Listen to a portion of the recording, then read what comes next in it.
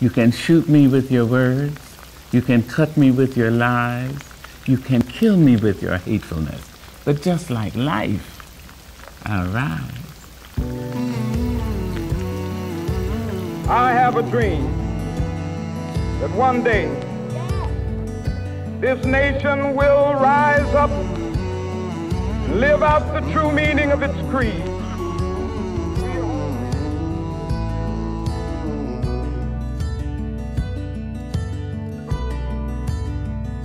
We ain't gonna let nobody turn us around.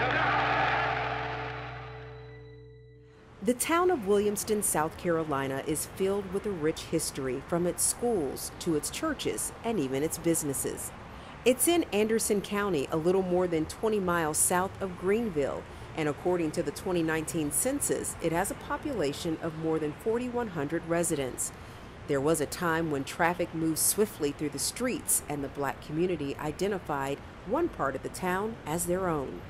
This was a nice little town back in the day. People started to die out and others moving in and not care much about their property. Claude Anderson currently serves as a reserve police officer with the Williamston Police Department. He's been in and around the town for the past 74 years. Over time, many have described the community in three parts, as the town, the Mill Village, and the Black community. On this day, Mr. Anderson served as our tour through parts of the Black community. It was a caring community. Everyone seemed to care about each other, your welfare, your well-being. If you needed something, you could go to a neighbor and get it. It was just more of a total fellowship. We talked about when the town's economy was booming and Donaldson Air Force Base was filled with military activity. That's when many Black businesses were open, and because of segregation, many of the shops and restaurants were thriving. Donaldson, formerly known as Greenville Army Air Base, was founded in 1942 and was eventually closed in 1963. It's now known as the Donaldson Center Airport. When the base was open, Blacks had a well-established community in Williamston. We had a couple of little parks that we used to go to. Baseball was a big thing in the area back in the day. Sandlot basketball, and that was about it. African Americans have owned and operated successful businesses in the area since the early 20th century. The first Black person to own a grocery store was Mrs. Maggie Brown. It was located on Greenville Drive. The Black side of town was filled with every type of business one might need. There was very little, if anything, they had to leave their community to get. But the only place that we had to kind of venture away from our own area was to get that ice. He's talking about the ice house that occupied this space. It sat close to where Blacks lived, but was technically in the white section of town. As a little boy, Claude says he remembers he had to venture out just about a block away from his community to get a piece of ice for his family. You know, I used to love for my mother to say, go down to the ice house and get a block of ice, because I knew that Saturday afternoon or Saturday evening, I was going to get some homemade good ice cream. There were at least 2 grocery stores in the community, a men's and women's clothing store, and even a candy store, the only one where students could get credit and pay on their bills. Calvin Royal was the first Black to operate an automobile garage.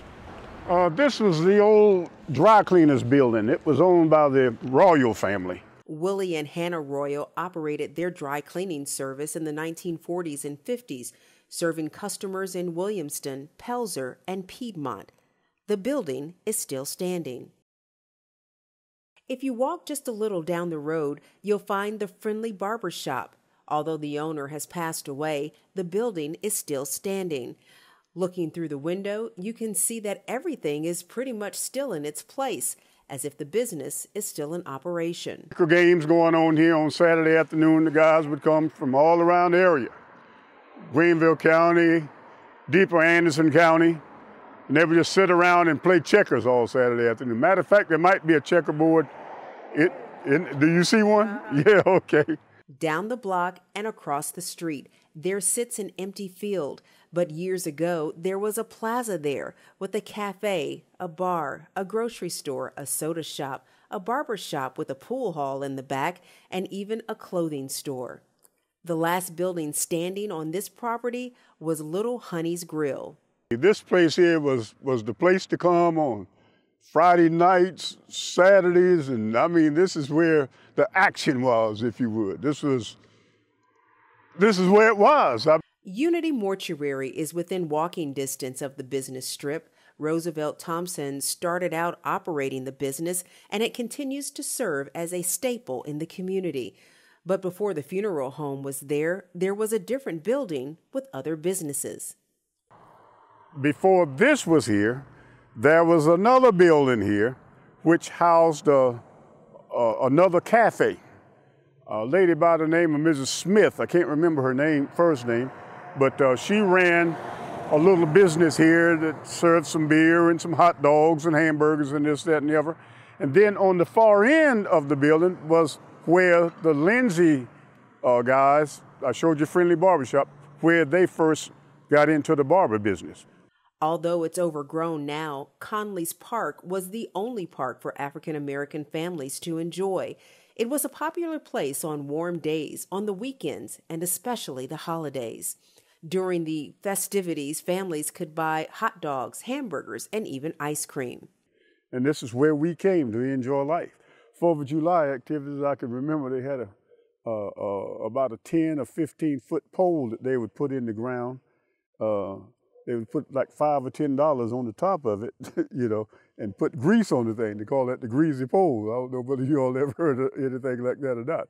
But anyway, it was just this one particular family. These boys, they used to win it, go up there, climb that pole, and get up there and get that $5 or $10 bill every 4th of July. The building that's still standing was more than a backdrop for the park. It was a place where the distinguished women of the group called the Ideal Club held their meetings.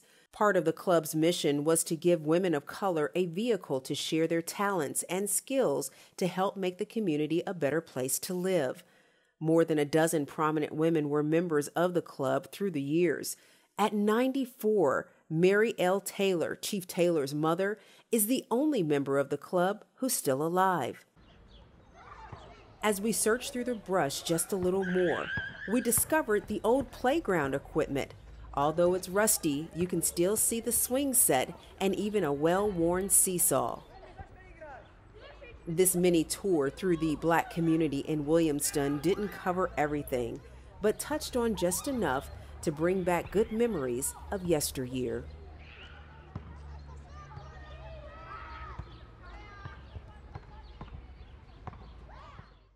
And I've seen the promised land. I don't think that he just sailed in. He was a catalyst for me. What we need to be doing today, he mentored a lot of young black men. If he could do it, then maybe I could do something one day. He says that was just something that he would always share with his FFA class.